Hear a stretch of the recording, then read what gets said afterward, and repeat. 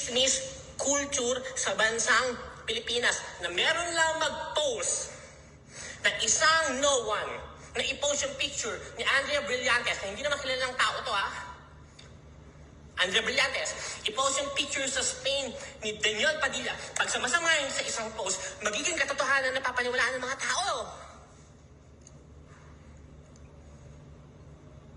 Tama? Ganyan, hindi lang to first instance. Ganyan ang chismis culture in the Philippines. May magpo-post na si ganito, syabit daw ni ano.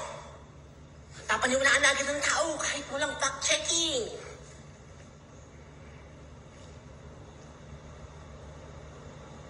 Ang malupit dun, meron nag-post lang ng etchos lang.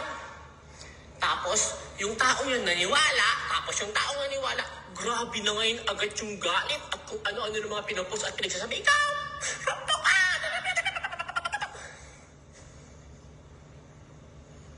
Tama. For example, I'll give you one example na ginawa kong experiment, no? Kanina nag-post ako ng picture sa elevator. Post ko, walang caption, picture lang, nakatalikod, isang babae, isang lalaki, walang caption. Nilagay ko sa top comment, ano sabi ko? Random picture lang po, hindi ko kilala. Ngayon, nag-share na lahat. Umabot ng 59,000 shares, umabot ng 60,000 shares. Naku, si Andrea yan, saka si Daniel yan. Si character assassinate na agad si Andrea Brillantes kahit hindi naman siya yun.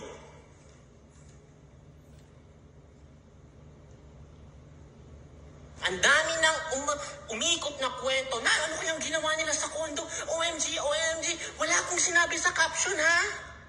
Kasi sinabi ko random picture hindi ko kilala.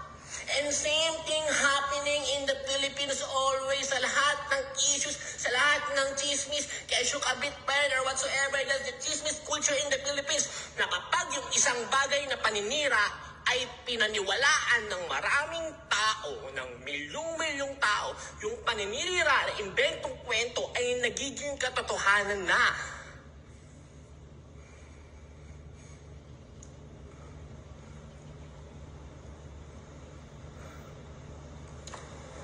Naiintindihan nyo? This is the problem in the Philippines. Na pag sinabihan na si Sian Gasa, patong-patong ang kaso sa Pilipinas, syndicated estafa, tapos lagay ng picture. Lagay sa poster niya mukha ko. Tapos lagay ng sulat sa ibabaw ng picture, wanted. Tapos lalagyan na namang inventong kaso na maraming kaso. Iisa lang naman kaso ko.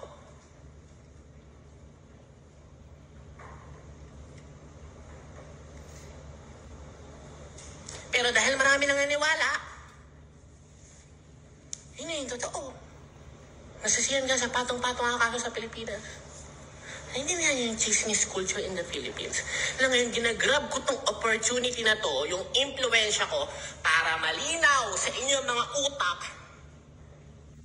na hindi lahat ng nakikita ninyo sa social media ay totoo.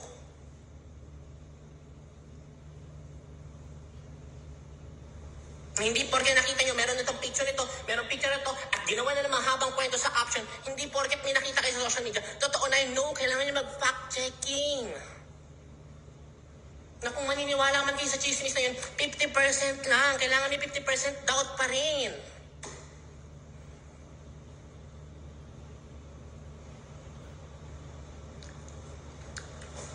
Yun lang.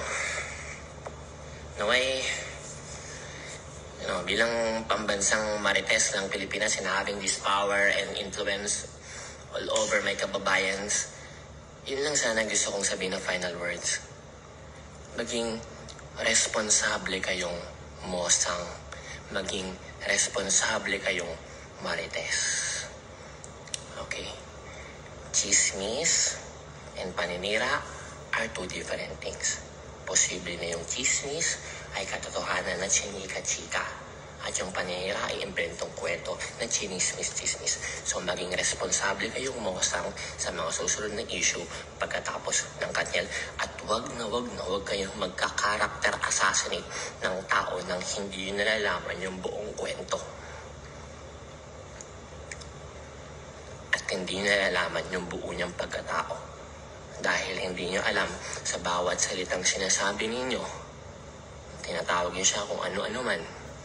May isang buhay na nasisira na after ninyo makamove on after 1 week, 2 weeks, 3 weeks at makamove on na yung buong Pilipinas, yung buhay na yan ay sira na at hindi na mababalik pa. Maraming salamat po. And congratulations for having this 421,000 ba yun? Peak na largest Facebook Live in Philippine history.